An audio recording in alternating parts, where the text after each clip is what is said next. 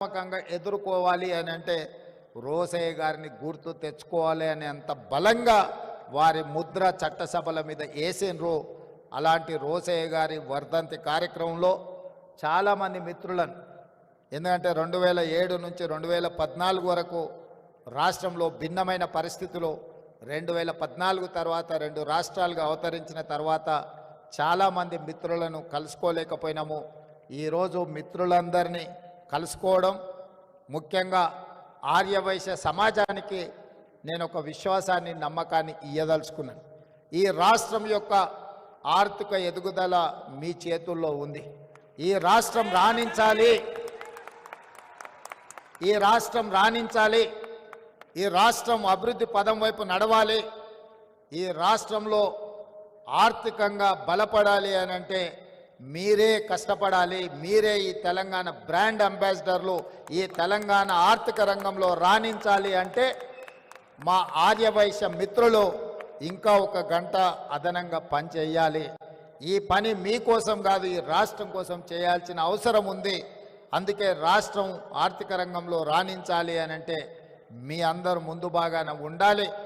మీ వ్యాపారాలకు ఎలాంటి అనుమతులు కావాలన్నా ప్రభుత్వం వైపు నుంచి ఎలాంటి ఇబ్బంది లేకుండా చూసే బాధ్యత నాది.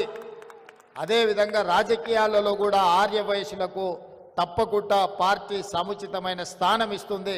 కోమటిరెడ్డి వెంకటరెడ్డి గారు నా చెవిలో చెప్తున్నాడు, మనము ఆర్యవైశ్య మిత్రులను ప్రభుత్వంలో కూడా భాగస్వాములను చేయాల్సిన అవసరం ఉన్నదని, తప్పకుండా మీ అందరి మనసుల్లో ఏముందో అది కోమటిరెడ్డి వెంకటరెడ్డి గారు నాకు చెప్పినరు. తప్పకుండా అధిష్టానం దృష్టికి ఈ అంశాలను నేను తీసుకువెళ్తా. అదేవిధంగా రోసయ్య గారి విగ్రహం ఉండాలి అని మిత్రులు ప్రస్తావించరు.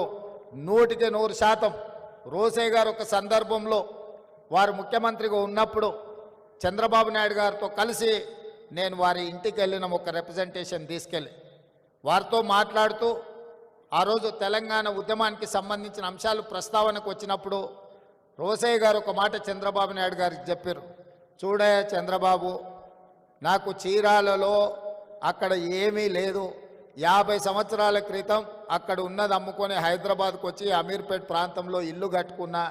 నేను హైదరాబాద్ వాడినే తప్ప నాకు ఆ రాష్ట్రమా ఈ ప్రాంతమా అని లేదు, 2 ప్రాంతాలు నాకు సమానమే, నేను హైదరాబాద్ వాడిని అని చెప్పిండు.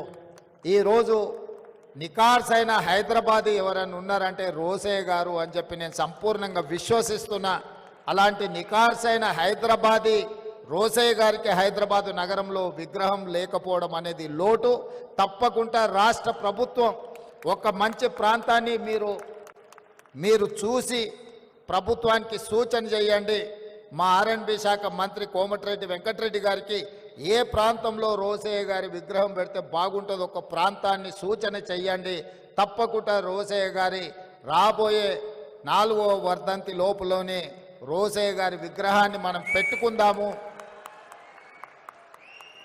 ఎందుకంటే వారు అందరికీ స్ఫూర్తి, ఆర్యవైశ్య మిత్రులకే కాదు, ప్రజా జీవితంలో ఉన్న వార్డు మెంబర్ నుంచి పార్లమెంట్ మెంబర్ వరకు, రాష్ట్ర మంత్రి నుంచి కేంద్ర మంత్రి వరకు, ముఖ్యమంత్రుల వరకు రోసయ్య గారు ఒక స్ఫూర్తి. అలాంటి వ్యక్తుల విగ్రహాలు ఉండడం ద్వారా ఈ సమాజానికి ఒక మంచి సందేశాన్ని ఇచ్చిన వాళ్ళం అవుతాము. తెలంగాణ రాష్ట్ర ముఖ్యమంత్రిగా మా ఆర్యవైశ్య మిత్రులకు నేను మాటిస్తున్నా, మీరు మంచి ప్రాంతంలో రోసయ్య గారి విగ్రహం పెట్టడానికి మీరు ఏర్పాట్లు చేసుకోండి. రాష్ట్ర ప్రభుత్వం అనుమతిస్తుంది. ఆ ప్రాంతాన్ని రోసయ్య గారి పేరు మీద అభివృద్ధి చేసే బాధ్యత మా ప్రభుత్వం తీసుకుంటుంది అని చెప్పి ఈ సందర్భంగా మీకు అందరికీ తెలియజేస్తూ, ఏది ఏమైనా చాలామంది నిర్వాహకులు ఇందులో భాగస్వాములు ఉన్నారు. వారికి పేరున మనస్ఫూర్తిగా ఒక మంచి కార్యక్రమాన్ని ఏర్పాటు చేసినందుకు అభినందిస్తున్నా. అదేవిధంగా Pendakanti educational academy, Vasavi engineering college ఒక అద్భుతమైన సంస్థ, రామ్మోహన్ రావు గారిని సన్మానించడం అనేది నాకు ప్రత్యేకమైన గౌరవం. ఎందుకంటే వారితో నాకు చాలా సంవత్సరాల నుంచి పరిచయం ఉన్నది. వారు ఎంత నిబద్ధతతోని వాసవి ఇంజనీరింగ్ కాలేజు నిర్వహించినరో నాకు తెలుసు. ఈ మధ్య కాలంలోనే ఫీ రియంబర్స్మెంట్ ఇష్యూస్ వచ్చినప్పుడు సిబిఐటి, వాసవి ఇట్లాంటి ఇన్స్టిట్యూషన్స్కి గ్రీన్ ఛానల్లో ఆ ఫీజు రియంబర్స్మెంట్ ఇవ్వాలి. ఎందుకంటే ఆ సంస్థలు లాభాపేక్ష లేకుండా ప్రజల కోసమే ఉపయోగపడే విధంగా సంస్థలు నడుపుతున్నారు అని చెప్పి మా అంతర్గత సమావేశంలో మా ఆర్థిక మంత్రి బట్టి విక్రమార్క గారికి నేను సూచన చేయడం జరిగింది. వాసవి ఇంజనీరింగ్ కాలేజ్, వాసవి సంస్థల్ని నిలబెట్టండి. నాకు పూర్తి సమాచారం లేదు, నాకున్న కొంతమేర సమాచారానికి ఆర్థికపరమైన ఇబ్బందులు ఉన్నాయని నా దృష్టికి వచ్చింది. ప్రభుత్వం వైపు నుంచి ఏమైనా బకాయిలు ఉంటే తక్షణమే ఆ సంస్థకు విడుదల చేయించే బాధ్యత కూడా నేను తీసుకుంటా. ఎందుకంటే ఎంతోమంది ఇంజనీర్స్ని ఈరోజు ఎక్కడంటే అక్కడ ఇంజనీరింగ్ కాలేజీలు వచ్చినాయి, కానీ ఆ రోజుల్లో ఒక గొప్ప ఇంజనీర్లను తయారు చేసి సమాజానికి ఇచ్చిన ఒక గొప్ప సంస్థ వాసవి అకాడమీ, ఎడ్యుకేషనల్ అకాడమీ.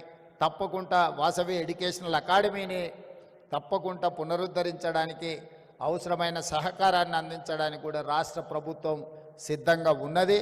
అదేవిధంగా రాజమౌళి గారు నాకు తెలిసి కుబేర టవర్స్ నారాయణగూడలో కట్టింది వారే. అప్పటి నుంచి వారు నాకు పరిచయం, వాళ్ళ కుమారులు కూడా నాకు తెలుసు. నేను ఆ కుబేర టవర్స్లో కొంతకాలం వ్యాపార పరంగా అక్కడ రెంట్ కూడా నేనున్న, వారు గుర్తించిందో లేదో నాకు తెలియదు, కానీ వీళ్ళందరినీ కూడా సన్మానించడం, కలవడం ఈ సందర్భంగా సంతోషం. ఏదేమైనా ఇంత మంచి కార్యక్రమాన్ని ఏర్పాటు చేసి రోసయ్య గారిని స్మరించుకునే అవకాశం ఇచ్చినందుకు మరొక్కసారి నిర్వాహకులకు ధన్యవాదాలు తెలియజేస్తూ సెలవు